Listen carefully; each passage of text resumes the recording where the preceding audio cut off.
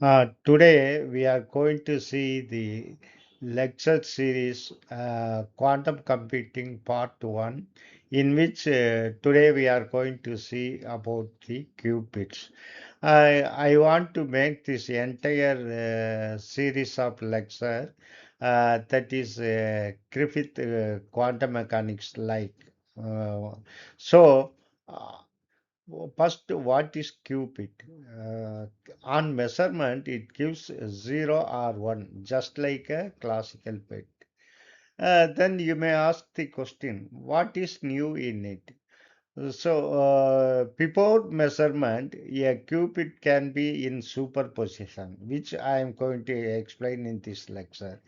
And after measurement, it will behave like classical bit 0 or 1. We are going to see in detail in this lecture.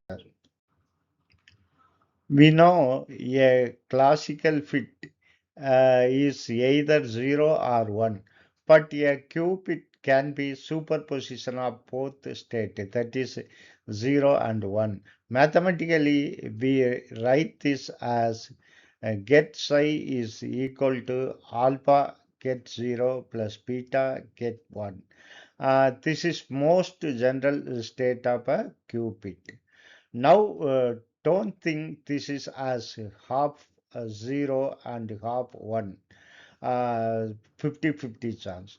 That is one of the common mistake. So people will think we will get a mixture of two states, but it is not true. This is not a mixer. It is something fundamentally different. We are going to see in detail about this. Now we will see the probability and measurement. We have seen that get psi is equal to alpha get 0 plus beta times get 1. Here alpha, beta are called probability amplitude. They contain all the information about the system. And when we measure the qubit, probability of getting get 0 is modulus alpha squared, because alpha is probability amplitude, and probability of getting the state get 1 is equal to modulus beta squared. Uh, and since the probability must add up to 1, the value must satisfy the condition that modulus alpha squared plus modulus beta squared equal to 1. So we know in quantum mechanics, this is called normalization rule. So all are like quantum mechanics only. We have seen in detail in Griffith third edition about all these things. Now, here is the part where things get interesting. Suppose we take the get psi is equal to 1 over square root 2 times the get 0 plus 1 over square root 2 with multiplied by 1 over square root 2 get 1. So both are having equal probability. Then what happens when you measure? You did not get some in between value. Of course, you get 0 with 50% probability, 1 with 50% probability. Because if you take a square, modulus square of this, you will get 1 over square root 2 is 1 over square root 2. If we take modulus squared, you will get just half. 50%, 50%, 0 with 50% probability and 1 with 50% probability. And immediately after the measurement, the state collapses to whichever result you got. Superposition is gone. That means you will not get mixture of this state.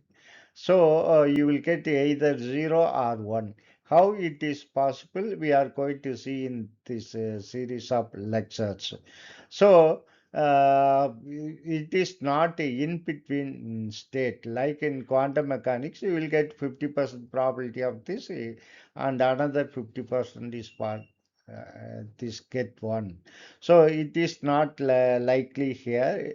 Here you will get either 0 or 1. That is the very interesting phenomena in qubit, which we are going to see in detail. Matrix representation. Now, for easy calculation, we usually switch to vector notation. That is the reason why from the beginning onwards I am using Dirac notation. So we define get 0 as in the matrix from 1 0 and get 1 as 0 1. This is a convention one, normal way of uh, treating this get one and get zero is 1 0 0 1 in qubit quantum computing. So general state is get psi is equal to alpha beta, one column matrix. So a qubit is basically a vector in two-dimensional complex space because alpha, beta are the complex number. So far, we have seen the superposition is not an average. Measurement gives a definite result, which we are going to see in future lectures. Measurement changes the system, and this combination, smooth evolution plus probabilistic. Basically, the quantum mechanics is itself probabilistic one, and smooth evaluation plus probabilities uh, collapses. So you will not get 50% 0, 50% 1. One state will get collapse. We are going to see how it is going to collapse in later stages of my lecture. So it makes the quantum mechanics.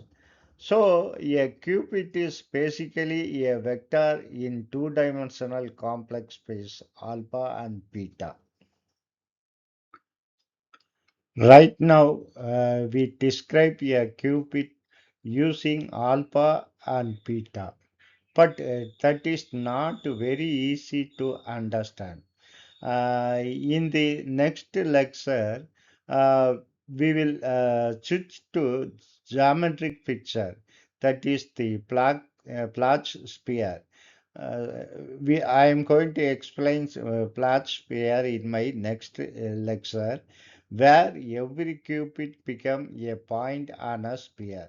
How it happened, we will see in the next class.